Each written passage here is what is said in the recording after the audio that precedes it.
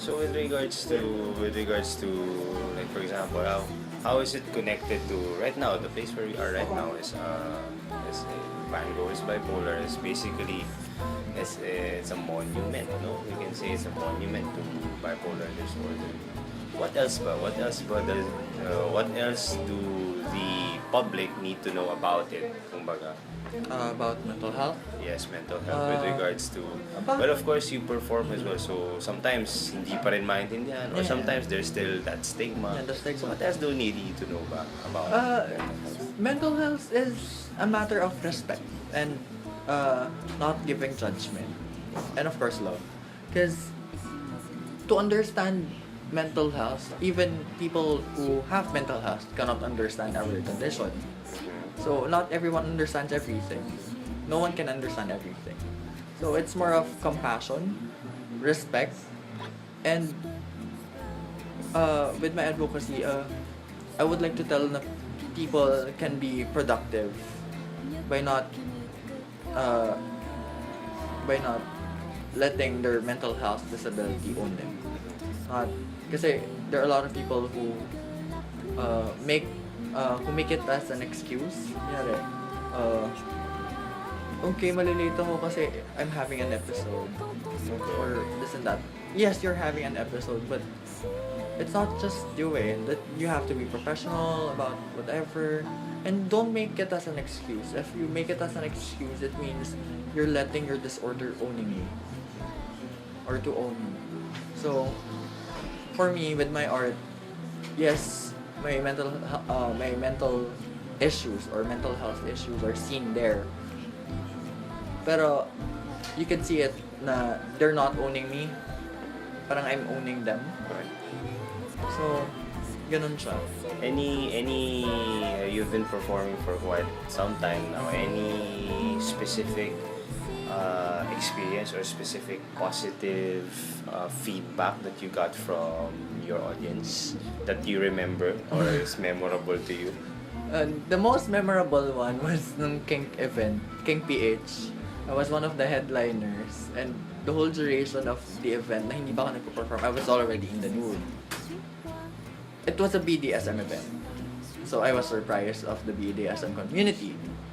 And then there's this girl na nag-approach sa akin. She said na, Paolo, you're Paolo, right? Sabi ko, yeah. The first time I saw you, I just wanna slap your dick. I was like, what?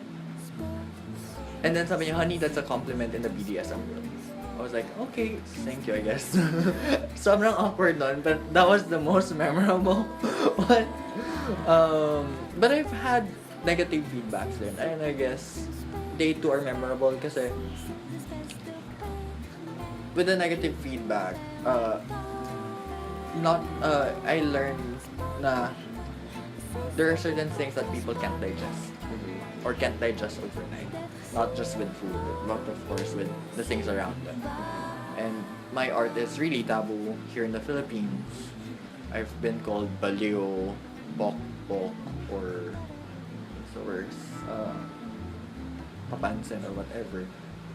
But I just shrug it off.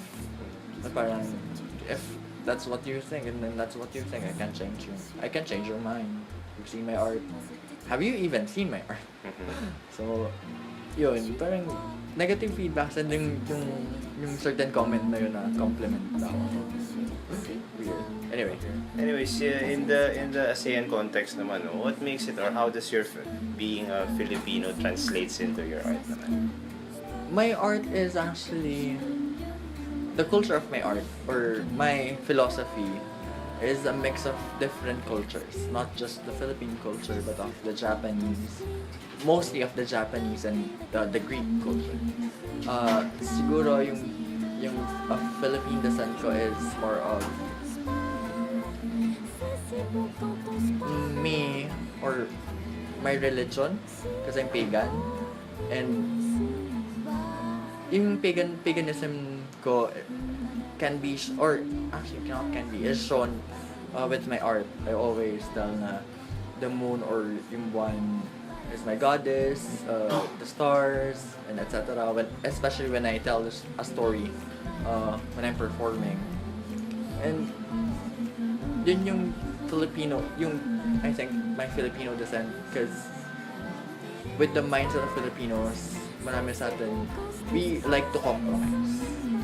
We tend to compromise with, okay, it's against Christianity or whatever, conservative daw or whatever.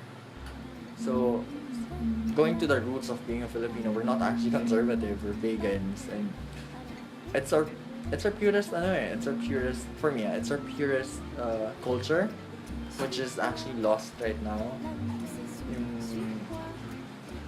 Sinatala, which is the goddess of the stars, the stars. So, my performances are mostly nasa roots ng pagiging Filipino. Not yung social Filipino or the social scene of being a Filipino. It's more of the historical roots, cultural. So one last question, Pao. At the end of the day, what would you want your performance art or your own brand of art to achieve at the end of the day? At the end of the day, I just want to steer people's minds. That's it. If they ask questions, keep them to themselves. I'm not going to answer. Kunyari, ay, bakit ganito, bakit ganyan? Gusto ko yung mag-iisip sila.